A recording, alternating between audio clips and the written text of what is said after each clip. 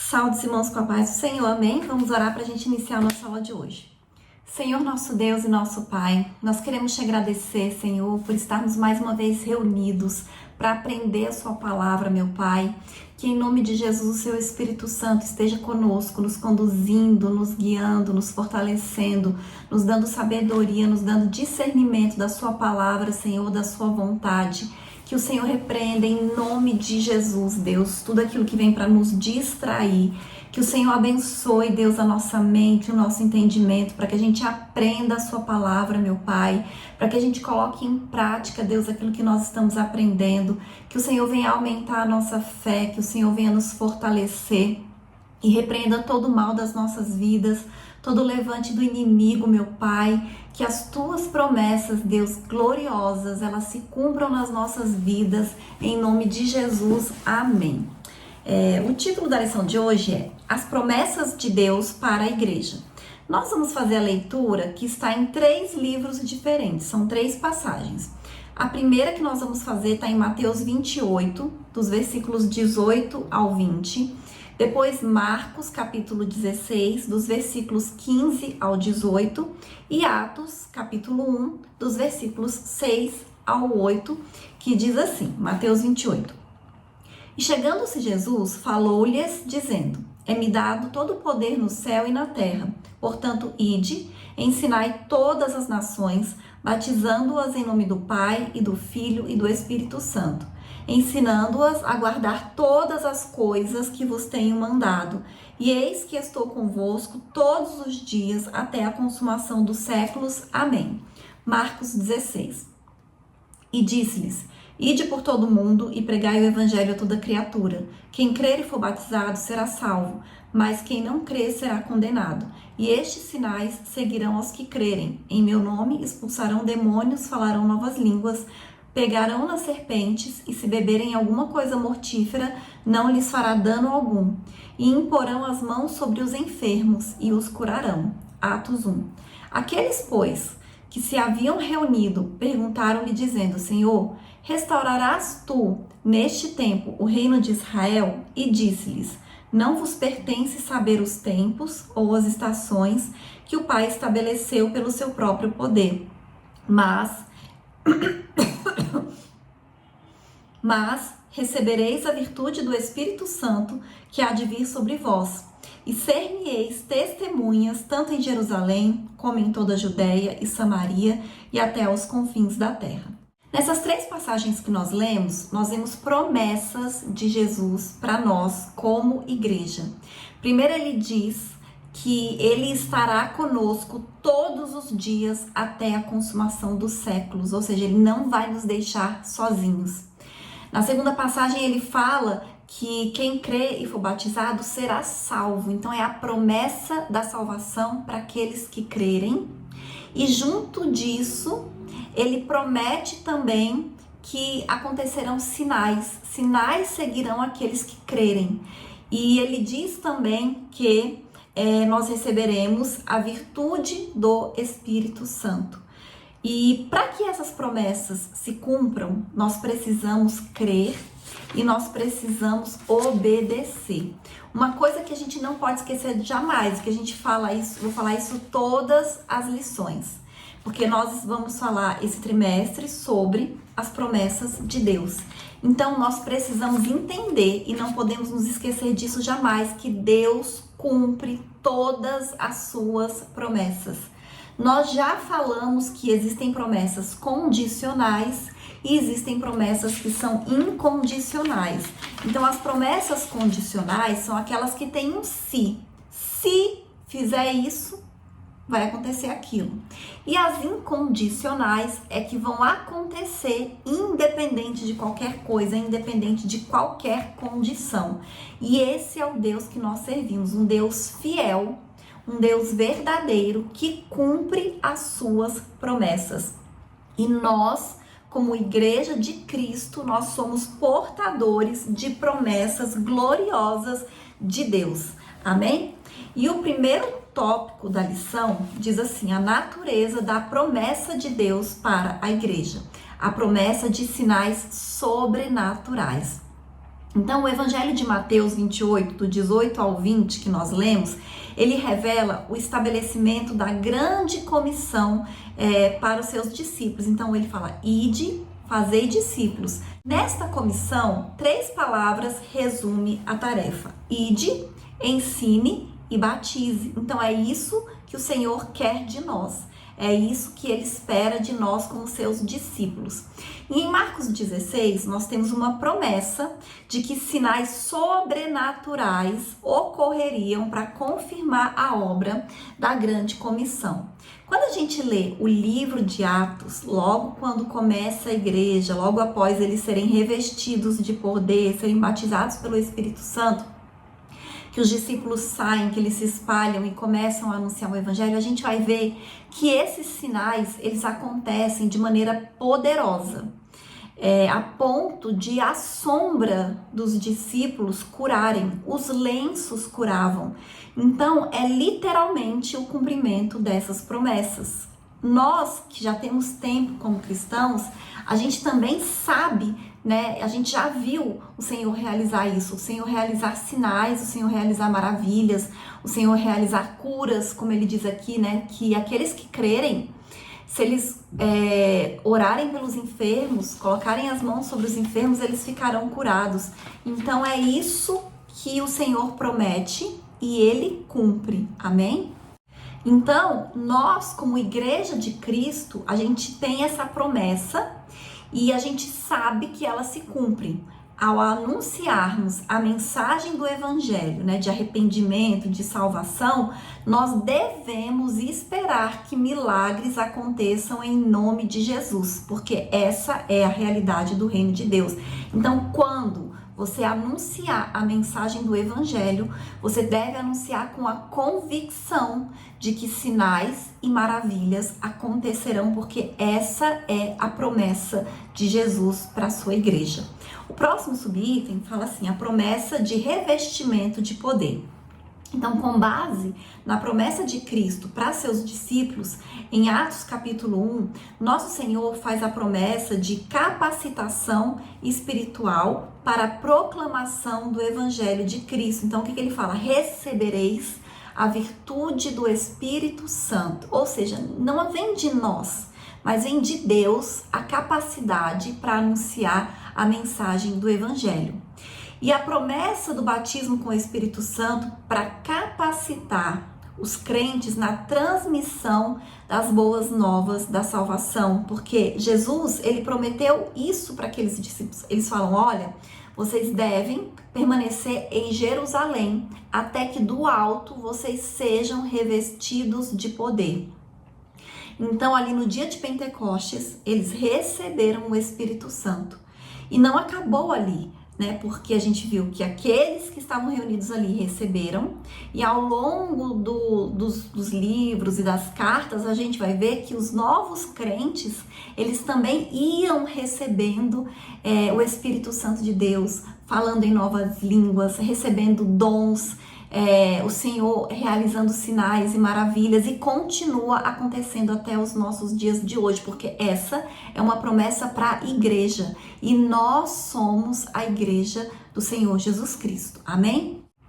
E o próximo subitem diz assim, promessas espirituais para uma instituição espiritual. Então, ao longo das escrituras, nós percebemos que a igreja ela foi forjada espiritualmente em Cristo. Por isso, a natureza das promessas para a igreja, ela é espiritual também. Então, nós temos que observar e notar como Jesus se refere à igreja em Mateus. Edificarei a minha igreja. E a palavra grega para a igreja aqui é eclesia, que é um termo que remonta a uma reunião de pessoas chamadas do mundo para participarem ativamente do reino de Deus. E eu quero fazer uma observação importante. É a palavra eclesia, que é reunião de pessoas. Reunião de pessoas, não é só uma pessoa, é um grupo de pessoas. Então a igreja, ela é um grupo. Eu sozinha não sou igreja, mas um grupo, né, de pessoas reunidas para anunciarem a mensagem do evangelho, né, para participarem do reino de Deus é a igreja. Eu faço parte da igreja, mas eu sozinha não sou a igreja. Amém? E por isso que é importante a gente entender que nós somos uma comunidade, né? Que é um corpo, como a palavra de Deus diz também. É uma reunião de pessoas, porque algumas pessoas, elas têm essa dificuldade de pertencerem à comunidade. Elas querem ficar isoladas. E então a gente precisa entender que para ser igreja, nós precisamos estar reunidos, né? Não somos sozinhos. É uma reunião de pessoas, é uma comunidade, é uma comunhão. Eu sozinha faço parte de um grupo de pessoas e esse grupo de pessoas é a igreja do Senhor Jesus Cristo. Amém? E no Novo Testamento, a igreja ela é chamada de diversas formas diferentes. Então, é a noiva de Cristo, é o templo de Deus, é o corpo de Cristo. Então, são alguns nomes que é dado para a igreja do Senhor Jesus Cristo. Então, é uma instituição espiritual que tem promessas espirituais para serem confirmadas em seu ministério no mundo. Amém? E o próximo tópico diz assim: as promessas de Deus para a igreja, a promessa de vida eterna. Então, o estabelecimento da grande comissão do nosso Senhor Jesus Cristo, como vimos em Mateus 28 e em Marcos 16, nós constatamos que a primeira e grande promessa para a igreja é a vida eterna, a salvação em Cristo Jesus. E na verdade essa é a maior promessa e é a principal promessa. Amém? É a que mais nós desejamos, a que mais nós ansiamos, né? A salvação em Cristo Jesus. E essa promessa é para todo aquele que crê em Jesus, né? Aquele que nele crê é salvo pelo Senhor Jesus e consequentemente se torna um membro do corpo de Cristo, né? A igreja do Deus vivo desde o seu primeiro dia de arrependimento e fé. Então a salvação, ela não é um processo, ela acontece imediatamente. Então quando você aceita Cristo com todo o seu coração, né, que você entrega verdadeiramente a sua vida a Deus, naquele momento você é salvo, naquele momento o seu nome é escrito no livro da vida. É por isso que a gente vê nas igrejas, né, quando faz o apelo, quem quer aceitar a Cristo? E as pessoas vão ali à frente aceitando a Cristo e elas fazem essa oração, né? Senhor, escreve o meu nome no livro da vida. Por quê? Porque é isso que Deus faz, né? Você recebe a salvação naquele momento, não é um processo de salvação. É lógico que ao longo da nossa jornada cristã, a gente vai passando por vários processos, né? De libertação, de transformação, de mudança nas nossas vidas, mas a salvação, ela é instantânea no momento que nós aceitamos a Cristo, amém? E o próximo subitem diz assim, promessa de poder. Então, uma vez salvo em Cristo e membro do seu corpo, de acordo com o que nós lemos em Atos capítulo 1, nós temos uma gloriosa promessa de poder do alto para sermos instrumentos vivos em que sinais e os milagres de Deus possam confirmar a palavra que Ele nos entregou. Amém? Então essa promessa foi feita em Atos dos Apóstolos, né? Atos capítulo 1, e foi experimentada naquele tempo. Como eu disse, quando a gente lê o livro de Atos, assim, imediatamente, assim que eles são revestidos, que eles recebem o batismo com o Espírito Santo, a gente já começa a ver a transformação e a diferença, né? Como coisas incríveis começam a acontecer. Então, assim que eles são batizados pelo Espírito Santo, Pedro, ele começa a pregar e ali com uma única pregação, 3.000 pessoas aceitam a Cristo. Então, isso só é possível por causa do poder do Espírito Santo, por causa do agir sobrenatural do Espírito Santo de Deus, porque quem convence não somos nós. A gente tem a missão de falar, a missão de anunciar a mensagem do Evangelho, mas quem vai convencer é o Espírito Santo de Deus. Nós não precisamos ficar preocupados com isso. Da mesma maneira que quando Deus falou assim, olha Noé, constrói a arca, que eu vou enviar um dilúvio.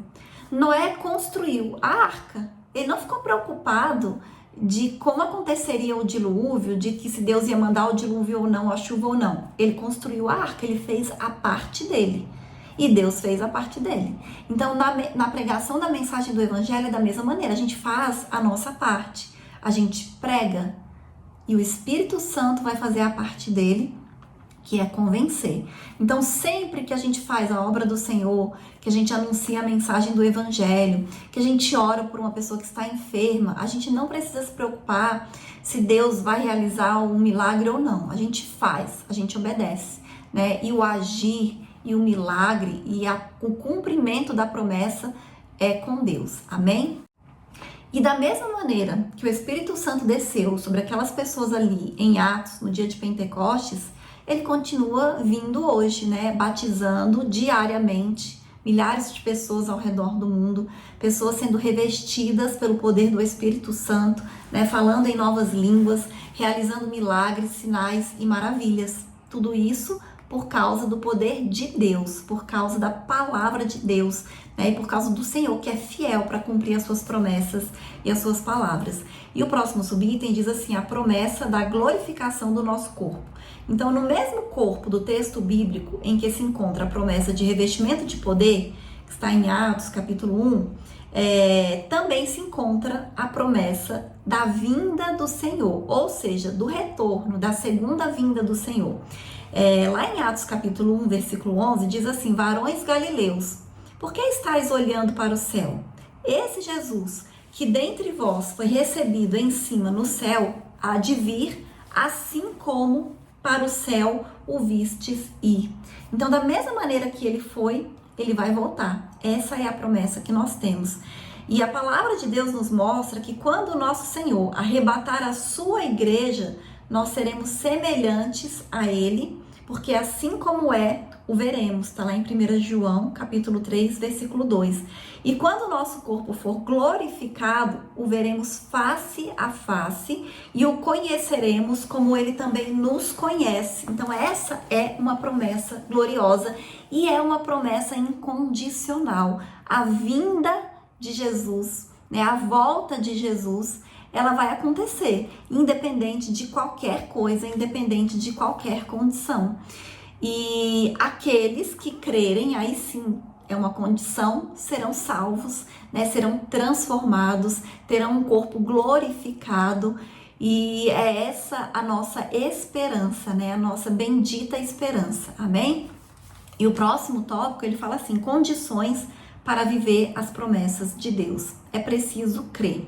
Então, as escrituras mostram que perseverar na fé em Deus é uma condição indispensável para viver o cumprimento das suas promessas. Por quê? Porque Deus, ele fez promessas. E essas promessas que Deus faz, todas elas se cumprem e se cumprirão. Mas elas acontecem no tempo de Deus. E nós não podemos desanimar. Nós temos que perseverar. A Bíblia mostra que Abraão recebeu uma promessa de que seria pai de uma grande nação. Ele creu em Deus, ele perseverou na fé e isso lhe foi imputado como justiça. E nesses últimos dias, nós precisamos reanimar a nossa fé nas promessas de Deus, porque é tempo da gente confiar no Senhor e se fortalecer na força do seu poder. Então, muitas vezes a gente olha ao nosso redor, a gente olha no mundo, coisas que estão acontecendo que podem nos deixar desanimados, mas a gente tem que colocar a nossa fé e a nossa confiança em Deus, porque independente das circunstâncias, independente do que está acontecendo no mundo, Deus, ele é fiel para cumprir todas as suas promessas. E o Senhor, ele tem promessas gloriosas para os seus filhos, para a sua igreja, e nós não podemos desanimar. Nós temos que continuar crendo, perseverando em Deus, confiando nas suas promessas. Como a gente deu o exemplo aqui de Abraão, né? Ele já era idoso, a esposa dele, Sara, era estéril, não podia ter filhos, e Deus fez uma promessa de que ele seria o pai de uma grande nação. E Deus cumpriu a promessa, porque Deus cumpre todas as suas promessas. Nunca se esqueça disso, Deus cumpre todas as suas promessas. Então, quando você lê a Bíblia e você vê ali promessas de Deus para você, como filho de Deus, como igreja, saiba que Deus vai cumprir todas as promessas dele na sua vida. Amém? E o próximo subitem diz assim: é preciso ser fiel. Uma vez que a gente crê no Senhor, nós devemos nos apresentar a Ele de maneira fiel. Os discípulos de Cristo, conforme nos mostra, o livro de Atos, eles permaneceram fiéis diante do que ouviram do Senhor Jesus, porque ele falou: olha, vocês vão permanecer em Jerusalém até que do alto vocês sejam revestidos de poder. Eles nem sabiam o que era ser revestido de poder, mas eles permaneceram em Jerusalém. E quando eles foram revestidos, eles entenderam que era aquilo ali que Jesus estava dizendo, que era aquilo ali que Jesus estava falando. E aí, depois disso, que eles se espalharam, que eles foram para as nações, eles foram para as cidades, eles foram para os povos anunciar, pregar a mensagem do evangelho, constituir igrejas. Então, eles foram perseverantes, eles ficaram ali vários dias reunidos, perseverando e esperando o cumprimento da promessa de Jesus. Amém? Então, não importa o tempo que passe, nós precisamos apresentar a nossa fidelidade diante de Deus, como fez Jó também, que diante do sofrimento, diante de tudo que aconteceu a ele, e ele não sabia que era uma coisa de Satanás contra a vida dele, mas ele permaneceu fiel a Deus. Ele não blasfemou, ele não reclamou, ele não murmurou, ele continuou confiando em Deus. A gente tem o exemplo de Daniel também, que foi lançado na cova dos leões e mesmo assim continuou fiel ao Senhor. Sadraque, Mesaque, Abidnego, José, Davi, tantos homens de Deus, que foram tentados, que foram provados, que foram perseguidos, mas que permaneceram fiéis ao Senhor. Então nós temos que tomar para nós a palavra de Jesus, que está lá em Apocalipse 2:10, que diz: ser fiel até a morte e dar-te-ei a coroa da vida. Amém? E o próximo subitem diz assim: é preciso obedecer a Deus.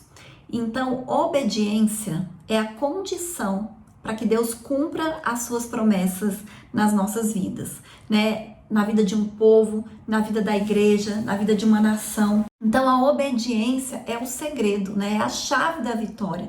Então a ordem era clara para os seus discípulos: ficai, porém, na cidade de Jerusalém, até que do alto sejais revestidos de poder. Eles obedeceram, eles ficaram ali em Jerusalém reunidos. Através da palavra de Deus, desde o Antigo Testamento, a gente aprende a importância da obediência, como Deus requer de nós obediência, que a Bíblia diz que é melhor obedecer do que oferecer sacrifícios. E no Antigo Testamento, eles tinham essa determinação de oferecer sacrifícios, mas o Senhor diz: olha, a obediência é muito melhor que sacrifícios, está lá em 1 Samuel 15:22. Então o Senhor quer isso de nós. E quantas vezes a gente vê hoje em dia pessoas fazendo grandes sacrifícios, mas elas não obedecem nas mínimas coisas. Então o Senhor, Ele quer de nós obediência, É tempo de estar na presença de Deus em santa obediência, sabe? Obedecendo em tudo a palavra do Senhor, em todas as coisas mesmo, tanto com relação à fé, a perseverança, mas também obedecer em anunciar a mensagem do evangelho, orar por aquelas pessoas que estão enfermas, ser cristão verdadeiramente, a gente ser um exemplo de Cristo, a gente ser um reflexo de Cristo aqui na terra, onde a gente andar, onde a gente for. Amém? E eu vou ler a conclusão, que diz assim: as promessas de Deus para a igreja do nosso Senhor e Salvador Jesus Cristo são de grande valor espiritual. Como igreja, estamos integrados como membros desse corpo espiritual. Por meio de Cristo, as promessas do Senhor são grandiosas para todos os que fazem parte da igreja. Nele, viveremos as promessas da vida eterna, de poder e de glorificação final do nosso corpo. Os planos de Deus para a sua igreja são infalíveis. Então, nessa lição de hoje, vimos algumas promessas de Deus para a sua igreja. Promessas que são gloriosas e que, assim, sabe, nos dão esperança, né? Quando ele diz que ele vai estar conosco. Então é uma promessa para a igreja, que Jesus vai estar com a igreja até a consumação dos séculos, né? Que nós seremos salvos, que nós vamos ter poder, nós seremos revestidos de poder, que nós vamos ter a virtude do Espírito Santo. Então nós não podemos nos esquecer de nenhuma dessas promessas do Senhor, né? Porque nós não estamos sozinhos, né? Nós temos o Espírito Santo de Deus conosco. E o Senhor, ele é fiel para cumprir todas as suas promessas. Amém? Essa é a lição de hoje e até a próxima aula em nome de Jesus.